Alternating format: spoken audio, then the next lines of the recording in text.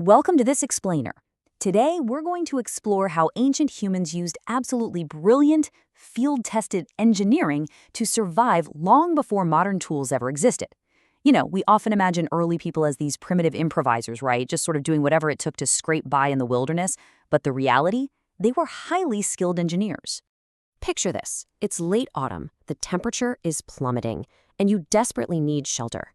Put yourself directly in the shoes of an ancient builder facing a freezing, unforgiving winter, and you have absolutely no modern supplies to rely on. That flimsy little lean-to that worked fine all summer, yeah, that is simply not going to save you from the deadly cold that's rolling in. The challenge here is massive. Today, if we need a house, we rely on lumberyards, precise blueprints, power tools, global supply chains, the whole shebang. But the ancient toolkit, well, you've got no hardware store, no general contractor, and definitely no power tools. Your only resources are the raw landscape around you and the inherited, highly practical knowledge of exactly how to manipulate it. So that brings us right to what we can call the ancient builder's dilemma. Let's dive into this core issue: transforming unrefined nature into a life-saving, heat-trapping shelter. How do you look at a chaotic forest and somehow extract a functional home?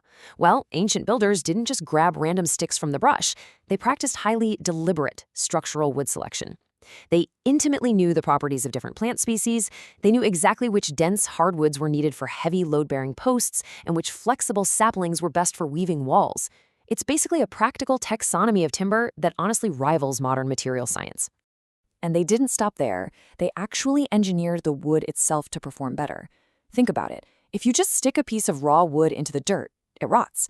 So ancient builders used fire hardening. By intentionally charring the bases of their structural posts right before embedding them in the soil, they created this blackened outer layer that chemically resisted soil moisture and insects. This simple step dramatically extended the life of the shelter. Okay, so you have your posts, but let's look at how they tackled the literal groundwork with wood and stone foundations. 400,000 years ago. Let that sink in. As far back as 400,000 years ago, at a site called Terra Armata in modern-day France, early humans were already using stone as an anchor. They were arranging rocks to act as heavy weights and solid foundations for organic shelters made of wooden posts and hides. The whole concept of a structural foundation has literally been in the human toolkit for nearly 500,000 years. Now, in colder, harsher regions where timber was incredibly scarce, they took stone even further and mastered dry stone construction. This is the amazing art of building incredibly stable walls from totally irregular rocks without a single drop of mortar to bind them. It might look simple from the outside, but trust me, it requires a deeply sophisticated grasp of spatial reasoning and physics. You have to select the exact right interlocking shapes, manage the weight distribution perfectly, and stabilize the corners to ensure the whole thing doesn't just collapse on you in the middle of the night. But here is a wild thought. What do you do when you need to build, and both timber and stone are completely unavailable? This leads us to engineering bone and ivory. Out on the freezing, windswept Ice Age steppes, builders found a truly incredible solution: mammoth skeletons.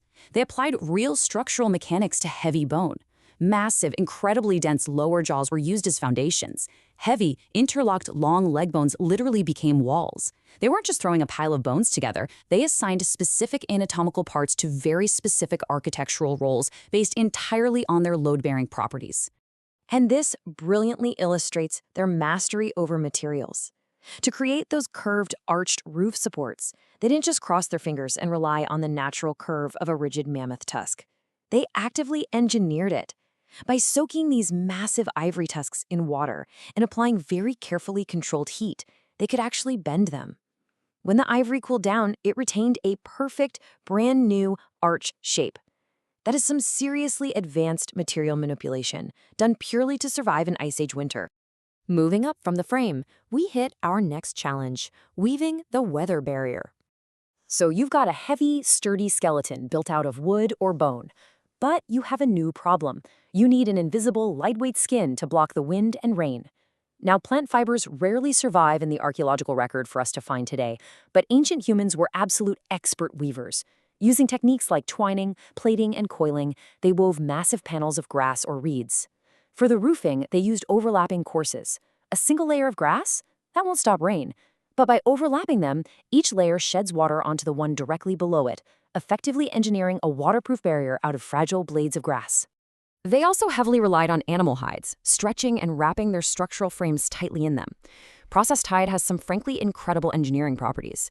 Because it's so strong in tension, it can be stretched incredibly tight and it conforms easily to complex 3D shapes, which rigid wood definitely does not do. And, most importantly, it creates a layer of still air, keeping that freezing, deadly cold out and keeping the precious heat of the fire trapped inside. But listen, this wasn't just tossing a raw animal skin over a stick. Raw skin either rots in the sun or freezes rock solid in the cold. Making what we could call construction-grade hide actually required some pretty complex chemistry.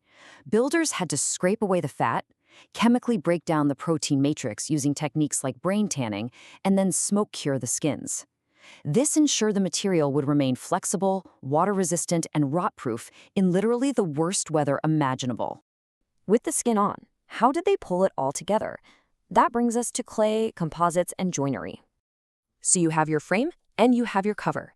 To perfectly seal the gaps and hold these incredible frames together against violent winds, they created a brilliant composite material known as wattle and daub.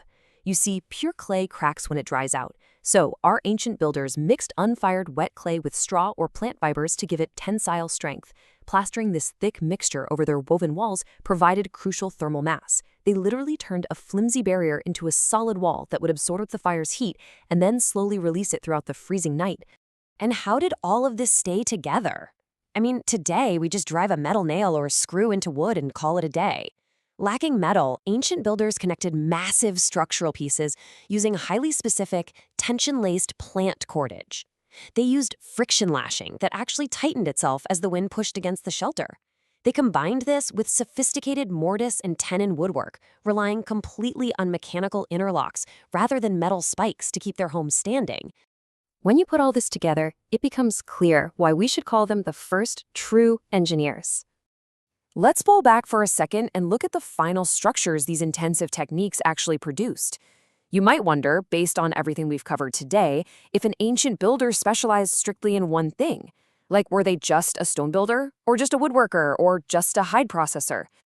Absolutely not. They were true multi-material hybrid engineers. They didn't arbitrarily stick to just one material. They combined heavy stone for sturdy bases to prevent ground rot, flexible wooden frameworks for strength, woven grass infills coated with clay composites for walls, and chemically processed hide covers for insulation. They brought all of these highly distinct sciences together to build optimal, perfectly adapted hybrid shelters. So, the absolutely crucial point I want you to take away from this is this. The sophistication is in the knowledge, not in the materials. Survival for early humans wasn't about frantically improvising with random scraps they found lying on the ground. It was about intentionally applying tens of thousands of years of transmitted, generational science to the landscape around them. Think about this explainer the next time you walk past a massive modern skyscraper or a brand new housing development. Stop and ask yourself, were our ancient ancestors really so primitive as builders, or did they just have a vastly more natural toolbox? Their canvas was the raw earth, and their sheer ingenuity kept humanity alive through the harshest conditions this planet has ever seen. Thanks so much for joining me on this explainer, and remember to keep questioning the world around you.